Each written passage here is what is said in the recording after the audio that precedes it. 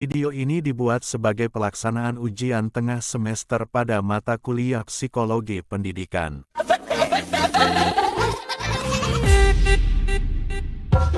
Isi hatiku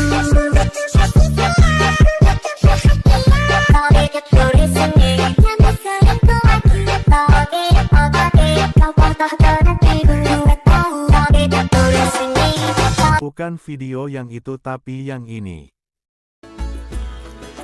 Assalamualaikum warahmatullahi wabarakatuh.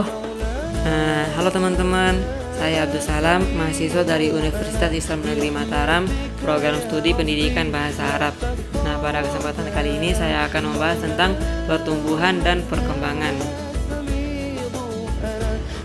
Nah, apa saja yang kita bahas pada kesempatan kali ini, yaitu yang pertama adalah pengertian pertumbuhan dan perkembangan serta perbedaan antara keduanya. Yang kedua, kita akan membahas tentang faktor-faktor yang mempengaruhi perkembangan. Dan yang ketiga adalah periodisasi dan ciri perkembangan. Dan poin keempat yaitu perkembangan menurut perspektif Islam. Oke, untuk mempersingkat waktu kita lanjut. Nah, sekarang kita masuk ke dalam pengertian serta perbedaan antara pertumbuhan dan perkembangan. Nah, dari segi pengertian, pertumbuhan yaitu adalah proses pertambahan jumlah dan ukuran sel-sel tubuh disertai pertambahan massa, tinggi, dan ukuran tubuh. Sedangkan perkembangan itu proses perubahan menuju arah kedewasaan disertai perubahan sikap, hormon, dan pematangan sistem reproduksi. Dan perbedaan kedua, kalau pertumbuhan yaitu dia mempunyai sifat kuantitatif atau dapat diukur dengan alat ukur dan angka. Sedangkan perkembangan itu bersifat kualitatif atau tidak dapat diukur dengan angka. Jadi bertolak belakang nih teman-teman.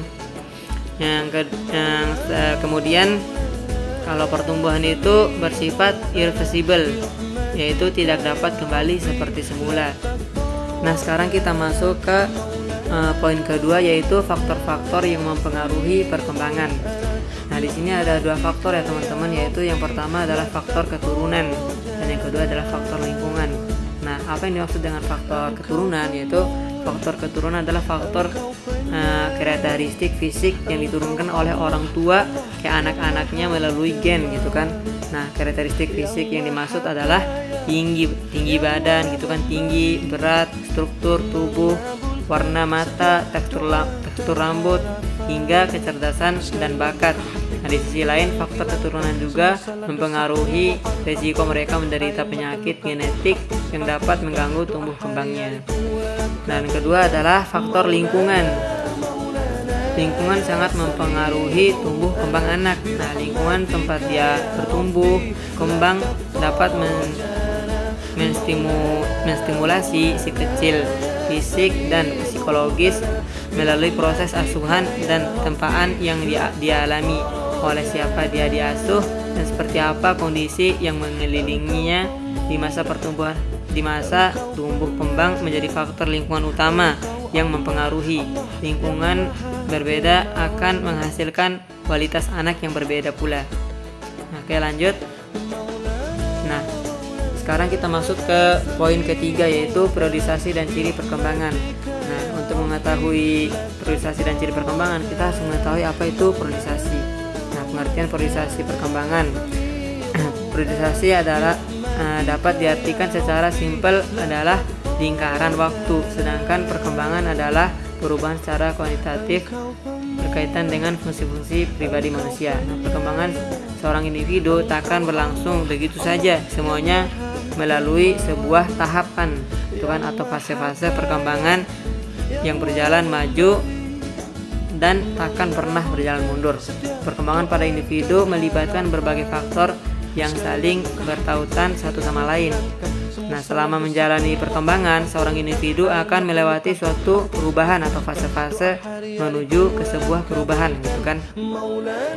Nah, jadi yang dimaksud periodisasi perkembangan adalah suatu tahapan perkembangan di masa prenatal sampai masa dewasa akhir. Nah, menurut Kranzmer, periodisasi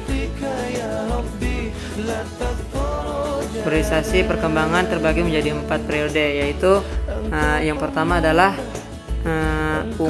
dari umur 0 sampai 3 tahun. Itu seorang anak kelihatan pendek dan gemuk. Yang kedua yaitu pada umur 3 sampai 7 tahun dan seorang anak itu kelihatannya langsing. Yang ketiga adalah umur 7 sampai 13 tahun, seorang anak itu kelihatan pendek gemuk. Dan yang keempat adalah umur 13 sampai 20 tahun, seorang anak terlihat langsing kembali. Nah, sekarang kita masuk ke poin keempat atau poin terakhir, yaitu perkembangan dalam perspektif Islam. Nah, dalam pandangan Islam, perkembangan manusia tersebut meliputi proses pertumbuhan atau perubahan manusia serta membahas berbagai aspek perkembangan yang meliputi aspek perkembangan fisik, kognitif, emosional, moral, sosial, spiritual, dan lain-lain. Nah, berikut ayat Al-Quran yang menjelaskan proses perkembangan melalui dari terbentuknya janin sampai kita diwafatkan, yaitu dalam Al-Quran surat Ghafir ayat 67. A'udzu billahi minasyaitonir rajim. Bismillahirrahmanirrahim. Huwallazi khalaqakum min turabin tsumma min nutfatin tsumma min 'alaqatin tsumma yukhrijukum tiflan tsumma litablughu ashuddakum tsumma litakunu shuyukha. Wa minkum man yutawaffa min qabl wa litablughu ajalan musamman wa la'allakum taqilun. Yang artinya, Dialah yang menciptakan kamu dari tanah, kemudian dari setetes mani, sesudah itu dari segumpal darah, kemudian dilahirkan kamu sebagai seorang anak, kemudian kamu diberikan hidup supaya kamu sampai kepada masa dewasa, kemudian dibiarkan kamu hidup lagi sampai tua. Di antara kamu ada yang diwafatkan sebelum itu, kami perbuatkan demikian supaya kamu sampai kepada ajal yang ditentukan dan supaya kamu memahaminya. Nah, itu saja yang bisa saya sampaikan pada kesempatan kali ini. Lebih dan kurangnya saya mohon maaf. Wabillahi taufiq wal hidayah. Assalamualaikum warahmatullahi wabarakatuh.